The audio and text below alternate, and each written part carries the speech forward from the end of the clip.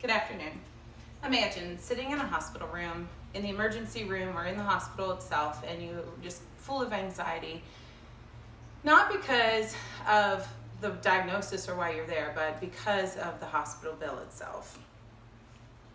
The National Center for Health Statistics says that there's 29.3 million people in the United States who don't have health insurance. That's a huge reason for the anxiety. That's equivalent to the same amount of people who live in the state of Kentucky, Indiana, and Ohio combined. You want to cue the visual, please? According to the Kaiser Family Foundation, 23% of people actually postpone their care because they don't have insurance because of the cost. 20% they actually go without care, and 18% will not get their prescriptions filled because they do not have the insurance or the money to pay for it. Okay, take the visual away. Thank you. I have seen this, it might seem crazy, but I've seen this every day in my 18-year career in the Medicaid eligibility field. It happens all the time. The good news is, though, there is assistance and there's help out there. There's people out there that can help you apply for these programs. First, we're going to give you an understanding of the insurance options out there. Second, where to find the people in the community who can help. And lastly, give you the information on the career path if this sounds like something that would be interesting to you. Okay, so the programs that are out there, there's lots of programs out there, but I'll give you the top three.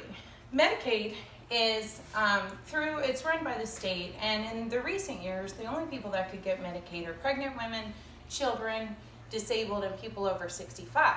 But in the past few years, there have been a new population of people that has helped people get onto Medicaid. So that group is the childless adults.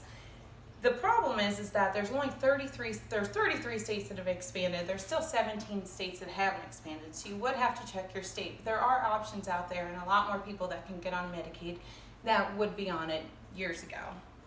Social Security Disability is another program. It is through the Social Security Administration, and you have to be deemed disabled. So you have to prove that you are disabled within the past 12 months, or you will be disabled within the next 12 months. There's a lot of regulations, a lot of things that go into that. But if you were approved under disability, then you could get Medicare and Medicaid. So that's another program that you could get help with. The third program is through the Affordable Care Act, through the health exchange plans.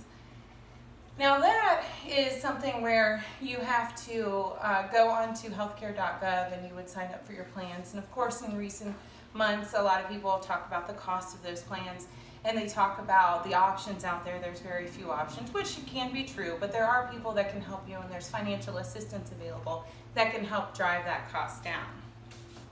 So I mentioned 3 plans that you could do, but who can help you apply? One tip is through hospitals. Every hospital has somebody that can help you apply for these programs. So if you are, but the thing is you actually have to be a patient of that hospital. But if you're a patient of the hospital, you incur a bill.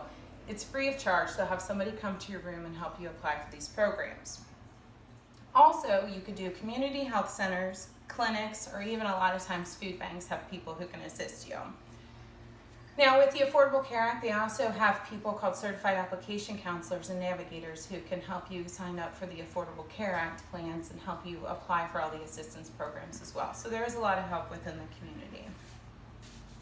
Now, what if this is something that sounded like a great career path for you? It sounds like something that would be interesting for you. Where would you start on this? The titles of these are called Medicaid Eligibility, Public Benefits Coordinators, or patient advocates. The pay is usually around $16 to $20 an hour, sometimes more, sometimes less, depending on your qualifications. Usually they will hire folks who have a social worker degree or something of that nature, or they've had some sort of healthcare experience. The one thing to keep in mind, though, is that because it's specialized information and specialized work, a lot of times the hospitals will hire contractors to do the work. So if you went on the hospital website, you might not find that position. So you may want to Google in your area Medicaid eligibility contractors and look up the positions for them instead. Okay, so not having health insurance is scary. There are people that can help. Not everybody qualifies for these programs, but it's definitely worth trying. In my field that I've been in, I know that there's a lot of people that don't even realize they would actually qualify for a lot of these programs. And ultimately, no one should ever have to worry about money over health.